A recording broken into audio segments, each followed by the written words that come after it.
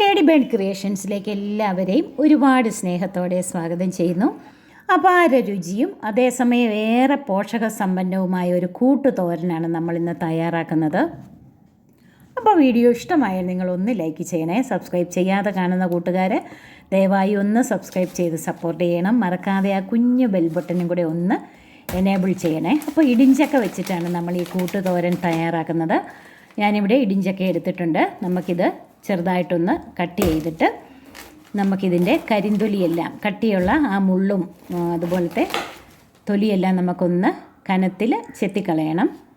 എന്നിട്ടൊരു എണ്ണമയം പുരട്ടിയ തുണി വെച്ച് നമുക്കിതിൻ്റെ അരക്കെല്ലാം ഒന്ന് നന്നായിട്ട് തുടച്ചെടുത്ത് ചെറുതായിട്ട് ചെറിയ പീസസായിട്ട് നമ്മളിത് നുറുക്കി നമുക്ക് നന്നായിട്ട് ഇതൊന്ന് കഴുകിയെടുക്കണം. അപ്പം വൃത്തിക്ക് ഞാനിതെല്ലാം ഒന്ന് കട്ടിയിൽ തന്നെ തൊലിയെല്ലാം ചെത്തിക്കളഞ്ഞിട്ട് ഇതുപോലെ ഒന്ന് കഴുകിയെടുക്കുന്നുണ്ട്.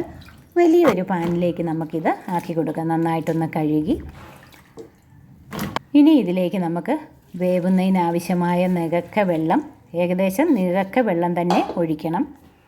ഇനി അതിലേക്ക് ഒരു 1/2 ടീസ്പൂൺ മഞ്ഞൾപ്പൊടിയും 1/2 ടീസ്പൂൺ ഉപ്പ് പൊടിയും കൂടിയാണ് ചേർക്കുന്നത്. ഉപ്പ് പൊടി ചേർത്ത് നമ്മളിങ്ങനെ വേവിക്കുമ്പോൾ കഷ്ണങ്ങളിലെല്ലാം നന്നായിട്ട് ഉപ്പ് പിടിക്കും. അപ്പോൾ നമുക്കിതൊന്ന് മൂടി വെച്ച് നന്നായിട്ടൊന്ന് വേവിക്കാം. ഇത് വേകുന്ന സമയത്ത് നമുക്ക് കുക്കറിലേക്ക് ഇനി 1 കപ്പ് വൻപയർ നന്നായിട്ട് കഴുകി മികക്ക വെള്ളം ഒഴിച്ച് നമുക്കിതൊന്ന് വൻപയർ ഒന്ന് വേവിച്ചെടുക്കണം. അപ്പം വൻപയർ കുതിർത്തതല്ലാത്തത് കൊണ്ട് വൻപയറിന് മുകളിൽ ഏകദേശം 1 ഇഞ്ച് നിൽക്കുന്നത് പോലെ വെള്ളം നമ്മൾ ഒഴിച്ചു കൊടുക്കണം. ഒരു 4-5 വിസിൽ വരുന്നത് വരെ ഇത് നന്നായിട്ട് വേവിച്ച് എടുക്കാം. ഇപ്പം നമ്മുടെ ഇടിഞ്ചക്കയൊക്കെ നന്നായിട്ട് തിളച്ച് വന്നിട്ടുണ്ട്. ഇടയ്ക്കിടയ്ക്ക് ഇതിങ്ങനെ മറിച്ചൊന്ന് ഇളക്കി കൊടുക്കണം. മുകളിൽ കിടക്കുന്ന കഷ്ണമെല്ലാം അടിയിലോട്ടാക്കി, അടിയിൽ കിടക്കുന്ന കഷ്ണമെല്ലാം മുകളിലോട്ടാക്കുന്നത് പോലെ ഒരു 2-3 പ്രാവശ്യം ഇതുപോലെ ആക്കി കൊടുക്കുമ്പോൾ എല്ലാം ഒരുപോലെ വെന്ത് കിട്ടും. ഇനിയൊരു 2 ടേബിൾ സ്പൂൺ വെളിച്ചെണ്ണയും കൂടെ നമുക്കൊന്ന് ഒഴിച്ചു കൊടുത്ത് മൂടി വെച്ച് വീണ്ടും വേവിച്ചെടുക്കാം. അപ്പോൾ പെട്ടെന്ന് തന്നെ വെന്ത് കിട്ടും. ഇപ്പോൾ ഒരുവിധം നന്നായിട്ട് വെന്ത് വന്നിട്ടുണ്ട്. ഈ വെള്ളം ഒന്ന് വറ്റി വരണം. നമുക്ക് അല്പസമയം കൂടെ ഒന്ന് ഇളക്കി ഒന്നുകൂടെ ഒന്ന് മൂടി വെച്ച് വേവിക്കാം.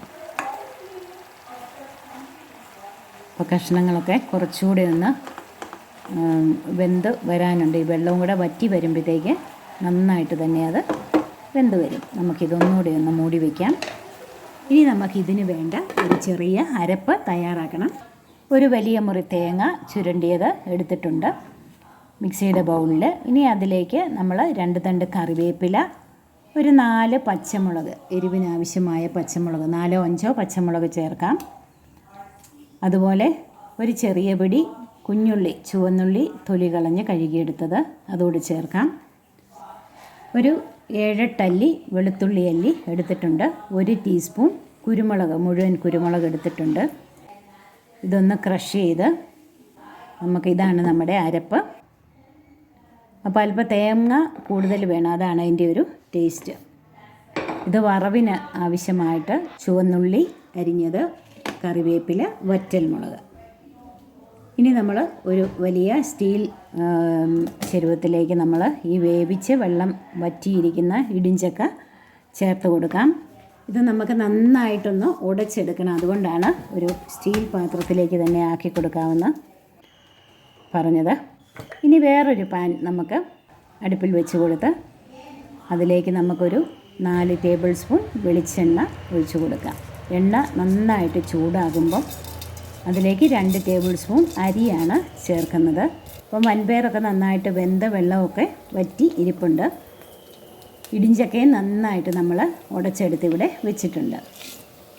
അരിയൊന്ന് മൊരിഞ്ഞ് വരുമ്പോഴത്തേക്ക് നമുക്കതിലേക്ക് ഒരു 1/2 ടീസ്പൂൺ കടുകാണ് ചേർത്ത് കൊടുക്കുന്നത്. കടുകൂടെ പൊട്ടിക്കഴിയുമ്പോഴത്തേക്ക് ചുവന്നുള്ളി, വറ്റൽമുളക്, കറിവേപ്പില ഇത് ചേർത്ത് നന്നായിട്ടൊന്ന് മൂപ്പിച്ചെടുക്കണം. ഒരു ഗോൾഡൻ ബ്രൗൺ കളറാകുന്നത് വരെ നന്നായിട്ട് വഴറ്റിയെടുക്കാം.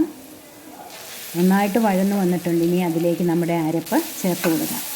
അരപ്പ് ചേർത്ത് നന്നായിട്ട് ഇളക്കി ഒരു നല്ല മൂത്ത മണം വരുന്നത് വരെ വഴറ്റിയെടുക്കണം.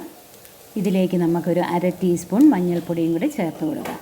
മഞ്ഞൾപ്പൊടിയും കൂടി ചേർത്ത് നന്നായിട്ട് ഒന്നുകൂടെ ഒന്ന് ഇളക്കി നമ്മൾ വേവിച്ച് നന്നായിട്ട് ഉടച്ച് വെച്ചിരിക്കുന്ന നമ്മുടെ ഇടിഞ്ചക്ക ഇനി ഇതിലേക്ക് ചേർത്ത് കൊടുക്കാം. ഇടിഞ്ചക്ക ചേർത്ത് നന്നായിട്ട് തന്നെ ഈ അരപ്പും ചക്കയും കൂടെ നന്നായിട്ടൊന്ന് യോജിക്കണം. അതുപോലെ ഒന്ന് മിക്സ് ചെയ്ത് കൊടുക്കാം.